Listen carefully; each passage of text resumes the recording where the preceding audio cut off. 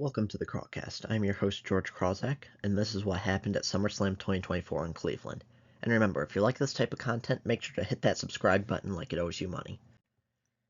The first match was Liv Morgan versus Rhea Ripley for the WWE Women's World Championship, and still your WWE Women's World Champion, Liv Morgan. It was weird. At one point, Liv drove Rhea's shoulder into the turnbuckle, and it looked like she legitimately hurt her shoulder.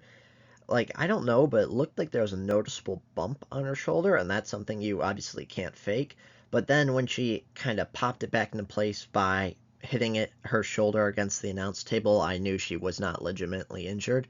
And the rest of the match was focused on Rhea's shoulder. Rhea was going to hit Liv Morgan with a chair, and then Dominic Mysterio pulled the chair away from Rhea. And we didn't know whether it was to make sure Rhea doesn't get disqualified, or was it to save Liv Morgan, and we didn't know that till later in the match. Then Dominic threw the chair in the ring, Liv Morgan hit Oblivion on the chair to Rhea Ripley. Dominic looked happy and then kissed Liv Morgan, officially aligning himself with Liv Morgan. Overall, it was a pretty good match, although I think they did overdo it a bit with Rhea Ripley's shoulder. The next match is Sami Zayn versus Braun Breaker for the Intercontinental Championship, and new Intercontinental Champion Braun Breaker.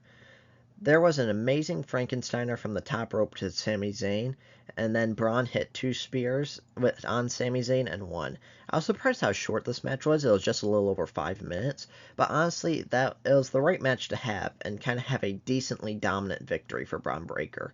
The only thing I wish was that their first match at Money in the Bank didn't happen.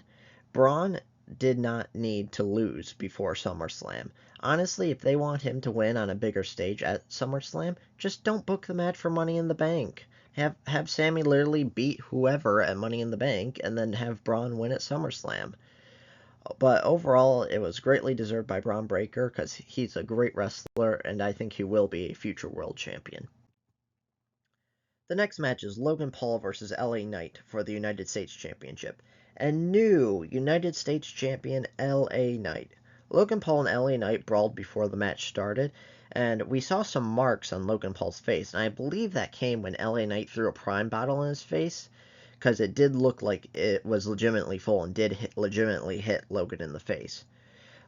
LA Knight hit a very nice top rope elbow to Logan Paul, and then Logan Paul hit an insane springboard moonsault to the outside.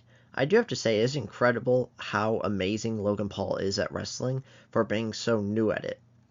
And instead of a normal top rope superplex that LA Knight does, Logan took like a gnarly landing, making it more of a brainbuster than a superplex. Machine Gun Kelly then gave Logan Paul brass knuckles, and he hit LA Knight with it, and then LA Knight hit the BFT for the win. Overall, this was a really great match. It is probably best that LA Knight won the match, but the problem is that this is kind of the lowest point LA Knight's popularity has been in a while, and this was also really one of the best LA Knight matches I've seen in a while. I'm happy we're going to see the champion on TV more, because I do think that's very important. Like when Roman was off TV for months and months at a time. I think it's very important for champions to show up and be on TV. It feels a little bit too late, like a year too late for LA Knight. But hey, at least LA Knight won the title, and maybe he'll do something with it. The next match is Bayley versus Nia Jax for the WWE Women's Championship, and new WWE Women's Champion Nia Jax. I thought this was a fine match. They did their typical Nia being bigger than Bayley. They each kicked out of each other's finishers, and there was a great move of Nia Jax catching Bayley's dive into a Samoan drop. Bayley then hit a great powerbomb on Nia Jax, and it was impressive how she was able to hold Nia up there for so long. It was a really great spot. Tiffany Stratton then tried to cash in her Money in the Bank, and Bayley stopped her. Then Nia hit two powerbombs and two annihilators on Bayley. I think it'll be really great, Nia Jax being this ultimate heel champion. I think it'll be exciting. The next match is CM Punk versus Drew McIntyre, and Drew McIntyre won. CM Punk wore pink in an obvious reference to Bret Hart. They really had a nice spot of a slingshot under the ring by Drew McIntyre to CM Punk, but overall, honestly, I thought this match was pretty disappointing. I think it should have been no DQ, and they should have just had Punk and Drew try to kill each other. Like, there's too much squabbling with Seth Rollins, and I just felt a lot of that was unnecessary, and also made CM Punk look like an idiot because he cared more about a friendship bracelet than winning the match. Overall, I thought this match was pretty boring, and there wasn't a lot of great spots, and you really didn't feel the heat between CM Punk and Drew McIntyre. There was no real violence or memorable spots. It was a lot of CM Punk kind of laying on the ground, and I don't know if it was they did that because it's CM Punk's first match back, and maybe he hasn't fully healed from his injury, so they're slowly kind of bringing him back.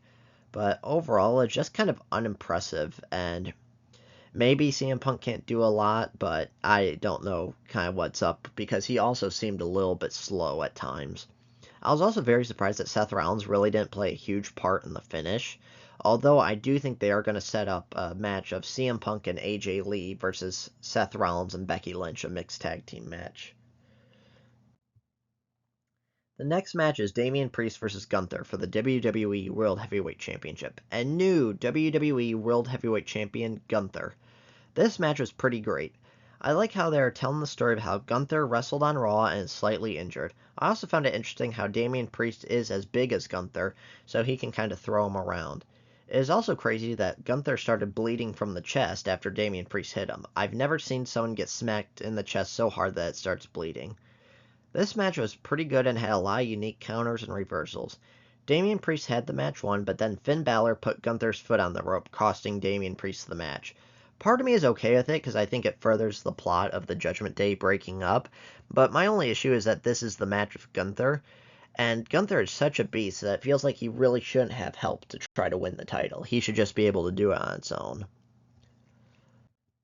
The main event of the evening was Cody Rhodes versus Solo Sikoa for the WWE Championship, and Cody Rhodes is still your WWE Champion. It was really nice to see Arn Anderson back, and really for most of the match it was just a normal one-on-one match, and they really didn't use the no DQ rules. Tama Tonga and Tonga Loa got involved. They hit a really nice double crossroads on Cody Rhodes. Kevin Owens and Randy Orton then returned to help even the odds. Jacob Fatu then came out later to take out Cody Rhodes.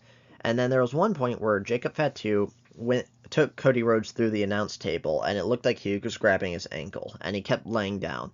I was wondering if he was legitimately injured or if that was just a creative way to get him out of the match, so instead of having Roman take him out. And yes, Roman Reigns returned. I understand that Roman Reigns doesn't like that Solo Sikoa took the head of the table moniker from him, but I am wondering why he kind of was helping Cody. Like, is it to just screw over Solo, or does he really want his title back? Like, why is he kind of semi-aligning himself with Cody Rhodes? It doesn't really make a lot of sense, and it kind of leaves more questions than answers. And the ending was pretty predictable. Like, I think it would have been more of a shock if Roman Reigns didn't show up than if he did. So Cody Rhodes retained the title, and what was it? It was a fine match. It was a fine match. It's kind of everything you expected. So overall, I thought it was a pretty decent show, kind of a below average one. Let me know your thoughts about it in the comments below, and if you like this type of content, make sure to hit that subscribe button like it owes you money. I'll see you next time.